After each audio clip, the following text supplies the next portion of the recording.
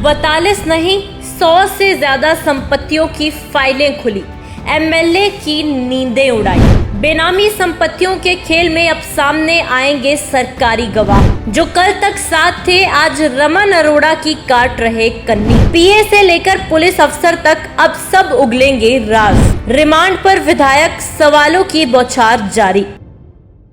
आज की धन प्रतिनिधि में जानेंगे कैसे एमएलए रमन अरोड़ा का भ्रष्टाचार नेटवर्क अब खुद उसके खिलाफ बन गया है गवाही की जुबान। अंदर सेंट्रल से आम आदमी पार्टी विधायक रमन अरोड़ा पर शिकंजा पहले से भी ज्यादा कसता जा रहा है। विजिलेंस विभाग की टीम लगातार एक के बाद एक नई परतें खोल रही है। जमीनों, मॉलों, दुकानों और बंगलों से लेकर सरकारी प्लॉट्स तक अब तक 100 से ज्यादा ऐसी प्रॉपर्टियों का रिकॉर्ड सामने आ चुका है जो सीधे सीधे विधायक या उसके करीबियों से जुड़ी बताई जा रही है। अब ताजा अपडेट में विजिलेंस की सख्ती और सरकार के रुख को देखते हुए रमन अरोड़ा के अपने ही लोग उसके खिलाफ सरकारी गवाह बनने को तैयार हैं। मतलब जो लोग कभी उसके दाएं बाएं खड़े रहते थे अब वही उसे एक्सपोज करने की लाइन में है। अंदर की बातें बाहर लाने को तैयार हैं अपने लोग। रमन अरोड़ा के करीबियों में से लगभग 1 दर्जन लोग ऐसे हैं जिन्होंने विजिलेंस अधिकारियों को इशारा दे दिया है कि वो सरकारी गवाह बनने के लिए तैयार हैं। इनमें एक पुलिस अधिकारी जो अरोड़ा का खासम खास था, उसका नाम सबसे ऊपर है। इसके अलावा अरोड़ा का पर्सनल असिस्टेंट रोहित कपूर भी बड़ा राज खोल सकता है। ये वही रोहित है जो पहले बीजेपी नेताओं का नजदीकी था और बाद में रमन अरोड़ा का पीए बन गया।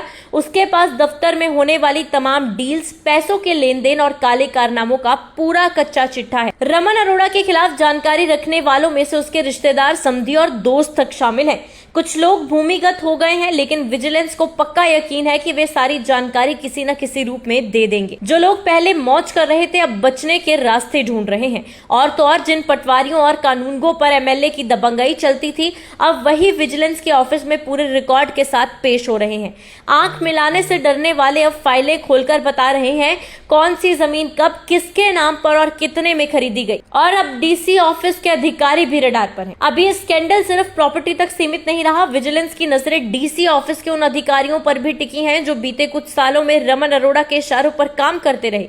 ट्रांसफर, पोस्टिंग से लेकर फाइलें पास करवाने तक जिन ने मदद की थी अब उन्हीं से सवाल किए जा रहे हैं। कुछ अधिकारियों ने तो चुपचाप विजिलेंस को बयान भी दे दिए हैं कि उन्हें कैसे एमएलए के कहने पर फेवर देना पड़ता था। और तो और इम्प्रूवमेंट ट्रस्ट भी घेरे में। सिर्फ निजी संपत्तियों की नहीं, सरकारी योजनाओं की भी जान तेज हो चुकी है। सूर्या एनक्लेव एक्सटेंशन में इम्प्रूवमेंट ट्रस्ट के प्लॉट्स को कैसे एमएलए के दबाव में औने पौने दामों पर अलॉट किया गया, इसकी भी परतें खुल रही हैं। 20-20 मरले के 1.5 करोड़ वाले प्लॉट सिर्फ कुछ लाख में रजिस्टर्ड कैसे हो गए, ये सवाल अब जांच की टेबल पर है। विजिलेंस को उम्मीद है कि इस मामले में भी जल्द बड़े खुलासे होंगे। तो क्योंकि रिमांड अभी भी बाकी है तो खेल लंबा है। रमन अरोड़ा भी रिमांड पर है, लेकिन विजिलेंस की टीम फिर से अदालत में अर्जी देने वाली है कि उसे दोबारा रिमांड मिले ताकि कुछ नई लोकेशनों पर एमएलए को साथ लेकर जांच की जा सके। विभाग का मकसद साफ है, इस केस में कोई ढील नहीं दी जाएगी और हर उस व्यक्ति को बेनकाब किया जाएगा जो इस भ्रष्टाचार में शामिल रहा है। ताकत के नशे में जो दुश्मन बनाए गए वही अब दुश्मन बन गए हैं।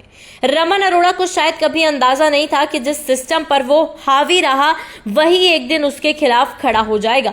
जिन अधिकारियों को उसने कभी तंग किया, जिन पर बेवजह दबाव डलवाया, अब वही लोग विजिलेंस को सबूत दे रहे हैं। मतलब साफ है, खुद के बनाए दुश्मन अब सबसे बड़े गवाह बन रहे हैं और ये ही अब विधायक रमन अरोड़ा की सबसे बड़ी मुश्किल बनते जा रहे हैं।